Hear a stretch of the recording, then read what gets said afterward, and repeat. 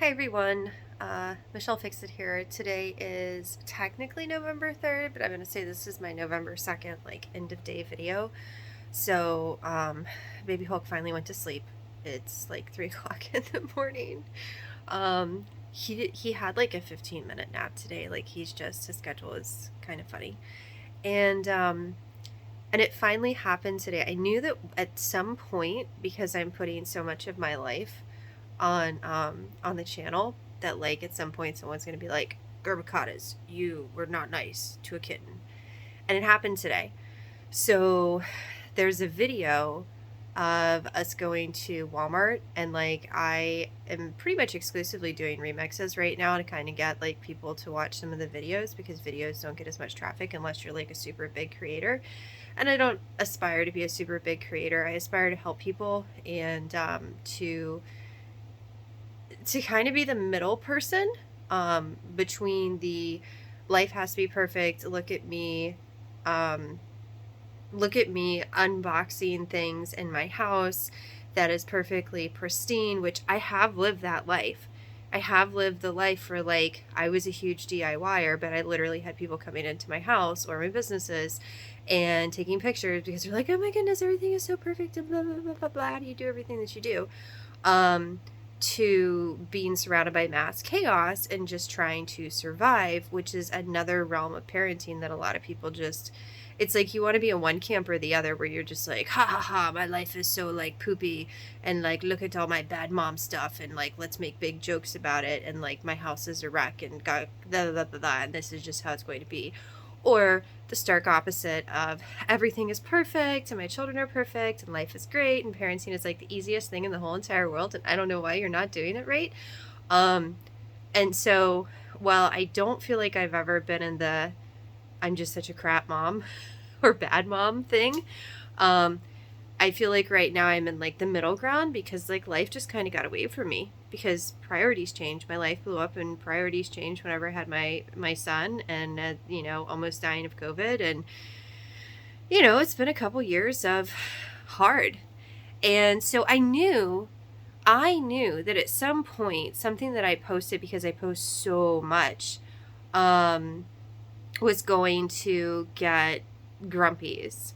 And that video with Walmart, it's like that's when Fire Unicorn was starting to get like super hyped up about the videos and the channel, and like she thought that because, social media and videos have children where they're like super hyperactive, and those are the ones that other little children want to watch. And so they mimic the behaviors that they see. And I remember that day specifically because if you watch the video instead of just watching the clip, she's getting really, really hyperactive. And so while 90% of the time I try to emulate being super happy, super nice voiced, love you so very much, you are the bestest kitten in the whole entire world, rainbows, unicorns, and butterflies, there is that 10% where I will say, I'm using my mean mommy voice. And I wasn't even using my mean mommy voice.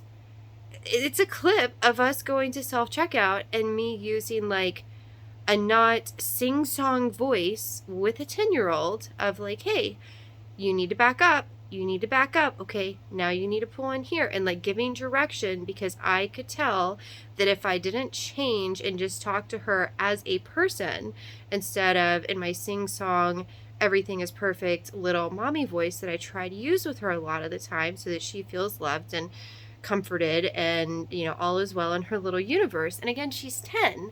So it's not like she's going to be talked to in a super duper positive, fluffy way the rest of her life. And so she does have to, at different times, get used to someone like giving her direction. And this comment,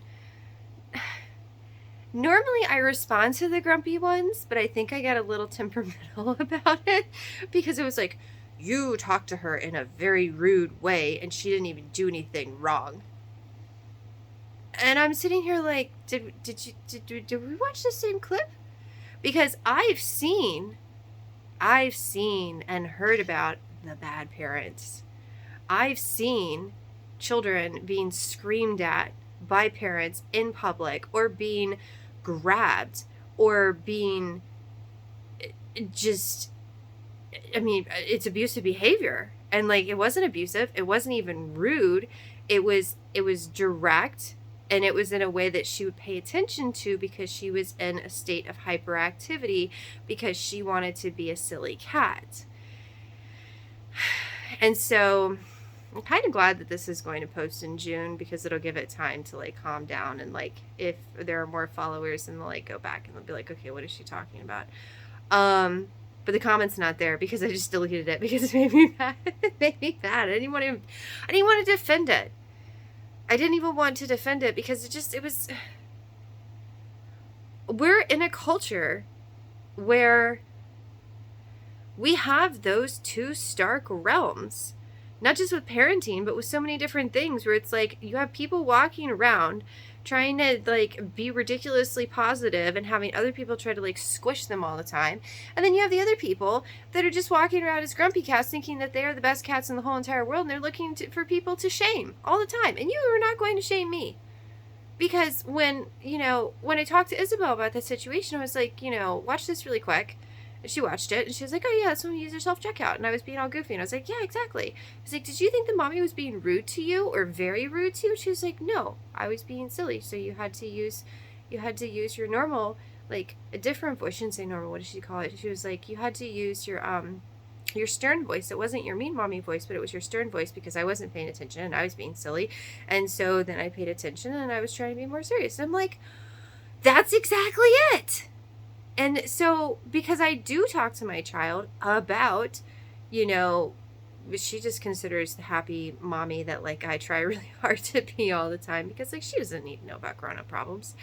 And that's why she gets super perplexed and confused by parents that are not properly parenting. And she'll even talk to me about it. And she'll be like, oh, so-and-so's mommy or so-and-so's daddy is not, they're like mean mommy or mean daddy all the time. Or they're not doing things that are appropriate with their child. And it's like, thank you.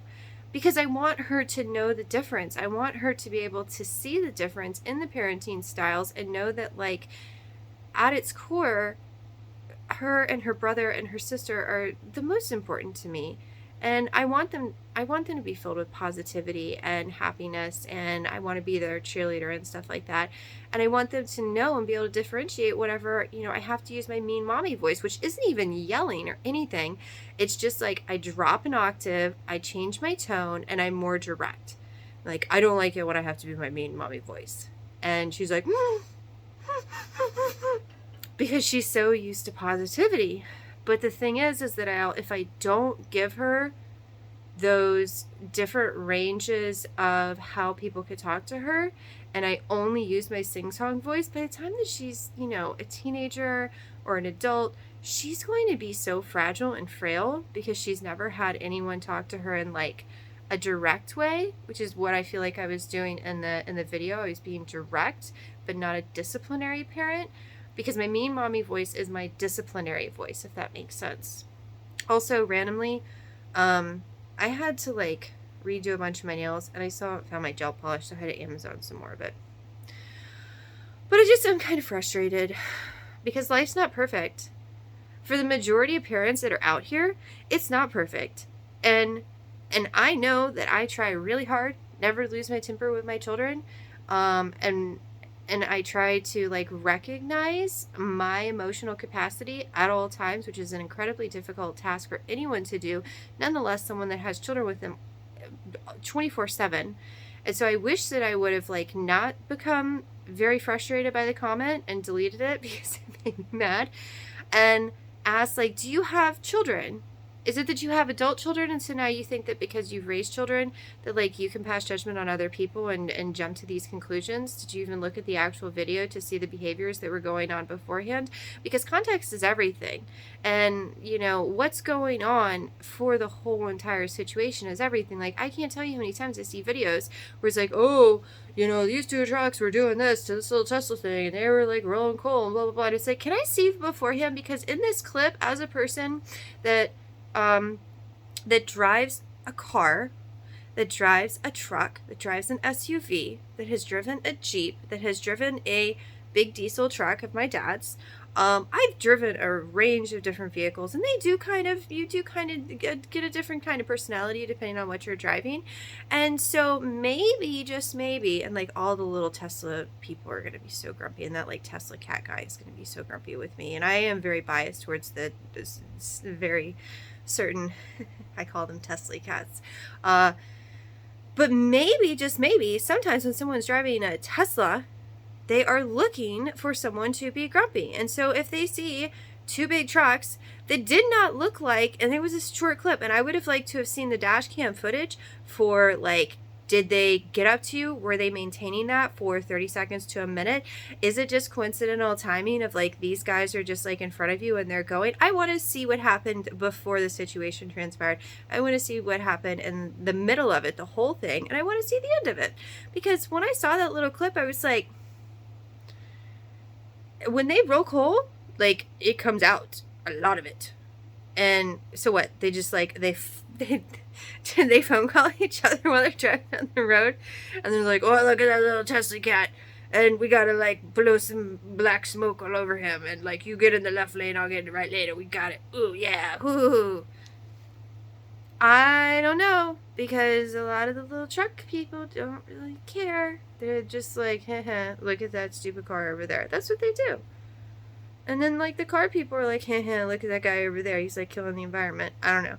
And so to bring it all back to the original point, because you guys are like, man, this chick goes all over the place. I'm not going all over the place. I'm trying to give a context thing of like, I'm annoyed that someone got so grumpy over literally a 15-second clip, because like that was at a time when I didn't know that I didn't know how to get my phones to do 15 seconds versus a minute. And you guys aren't on a selfie stick. I'm literally like holding my arm up in the air, and it's like awkward, and I'm trying to like have it where it's like this, because like you guys make me feel self-conscious that I have a double chin.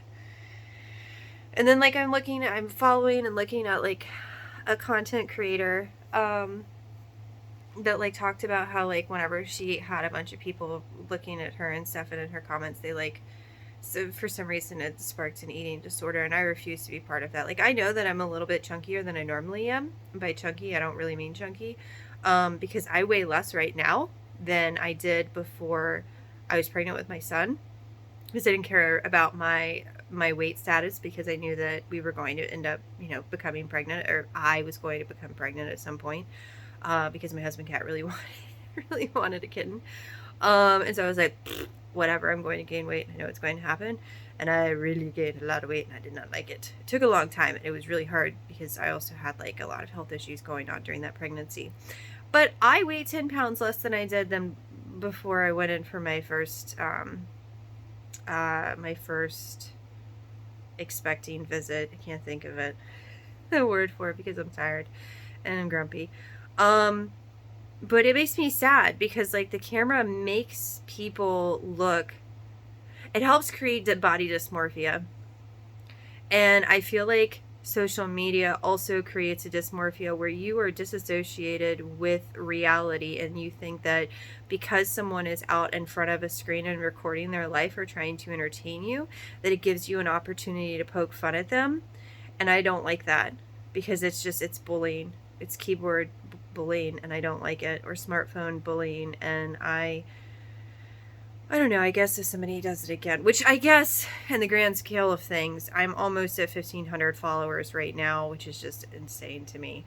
And I'm still waiting for my watch hours. I need 55 more. But I guess out of 1,500 subscribers, and it's almost 500,000 people, 500,000 views, that one negative comment about my parenting is a pretty fair amount of time for that to happen. But it still made me mad, because maybe when I see those situations of the bad parenting, the horrible parenting, the neglectful parenting, the abusive parenting, maybe I need to like record those so that people can see what the difference is. Because I know that at some point someone's going to say something about Baby Hulk with his standing and shopping carts and stuff like that. And everything that I do, there's an intent and a purpose and a reason why, and it has to be a positive one. Because since he has bilateral club feet, like, I'm on a lot of the Facebook groups, and the adults will say that all of their childhood they remembered having all of these cramps and stuff, and they just needed to be able to stretch out or bend or whatever, and they were restrained. And so because they have survived this congenital difference, I don't want to call it a defect, because they have survived it, I use their personal experience as advice on what to do with my son. And so if my son, when he has socks on, if he takes them off and he has the opportunity to have them on, he knows if he's walking around, he has to have socks on. And if he takes them off while he's walking around, like if he sits down, he takes them off, he cannot walk anymore. So he understands that. So when he's walking, he keeps them on. But he does not like them on his feet the rest of this time. And he has expensive feet because he had a very serious difference that would have cost him his ability to walk had it not been for Dr. Ponzetti and a lot of parents on the internet spreading the type of corrective treatment that is now widely available and the gold standard for club feet. So with that being said, and with us going into winter, it is going to be a difficult time period for me, and I'm sure that I am going to have my parenting questioned because he's not going to wear shoes because they are bad for his treatment. They are bad for his feet. You have a higher rate of relapse. That is straight from the doctors, the best doctors for his feet. So I guess I need to get warmed up a little bit with how people are going to judge me, because if someone can look at a clip, a remix clip on a video and say that, you know, I was very rude for no reason, what are people going to do out in public? And I already see people looking at me because it was chilly today and he kept taking his socks off. And again, if his feet are comfortable, I'm not forcing it. And I feel kind of ridiculous because, like, with my oldest and then with Fire Unicorn, they were always dressed perfectly, and they always had, you know, socks and shoes on and stuff like that, and I would never in a million years have them go barefoot. But because I know that it's in his best interest for that to be going on and that he keeps taking his stuff off, I'm gonna do what's best for him. And if I have to explain club feet to every person that side-eyes me, that looks at him and looks at his little feet, because you're like, oh, aren't his feet cold? And I'm like, well, he doesn't like keeping socks on. Well, why doesn't he have shoes on? Because he has bilateral club feet, and it's not really in his best interest, because they would box up his shoes and his feet could end up turning back in.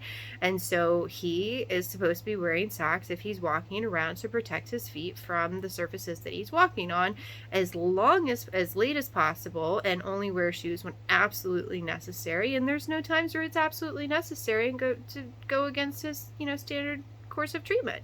And they look at me like, I'm like, just because it's offensive to you that he doesn't have socks or shoes on because he keeps taking them off, you're not his doctor. So don't judge people. Kind of goes back to that whole, like, I see people all the time with the handicap stuff or the handicapable stuff. They're like, oh, this person is, you know, they have tags, but like they clearly look fine because they're walking. You don't know if they have an artificial hip. You don't know if they have some type of invisible disorder or difference that you just can't see. So as long as they're sporting either a placard or a tag and they're not just breaking the law to break it, because that will make me super mad, because I at one point really should have had a placard and then got the paperwork to do the placard, but then would have had to go to the MVA and like wait in a long line and stuff, and like instead I had to park and like use little things because I had 2 broken feet. Into that.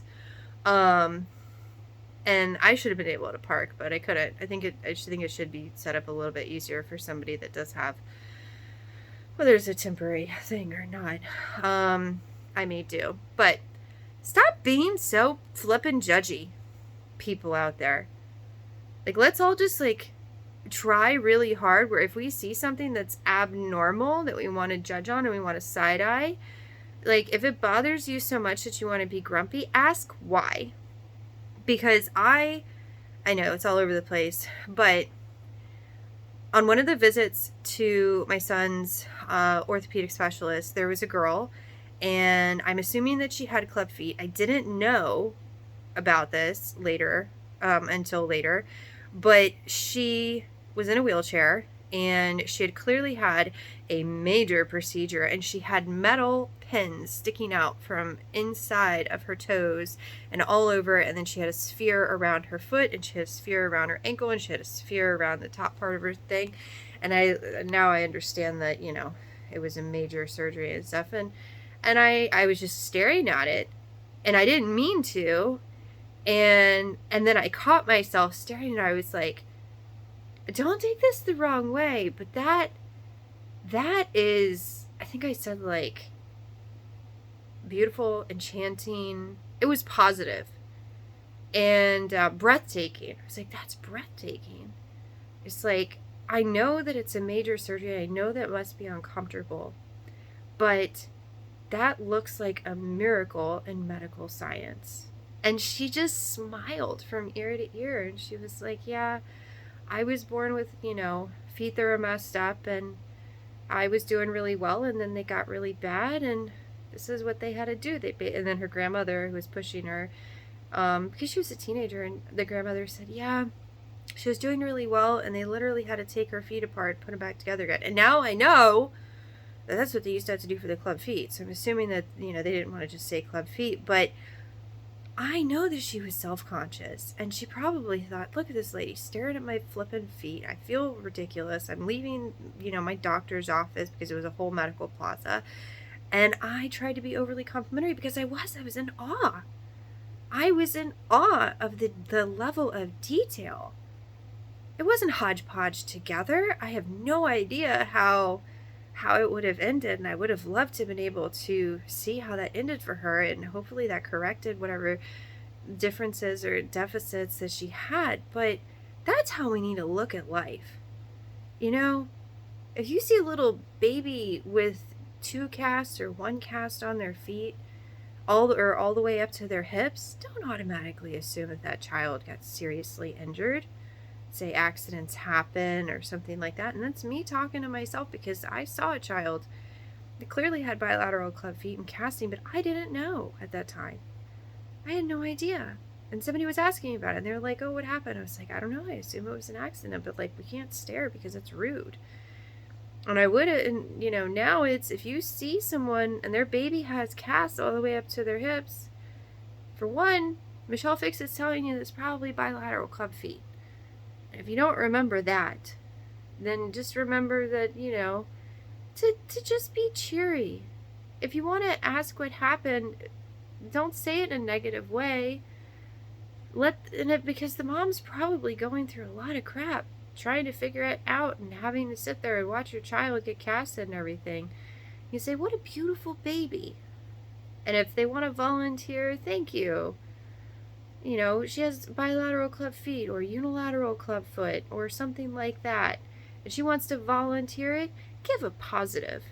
Because even if that child was injured, you don't know if that person is the person that injured them or not, and having to deal with the stigma of it. So be complimentary. That's all. People are just walking around looking for the next thing to yell about. What happened to the times that we were looking for the next person to help? I want to help people. You want to help people?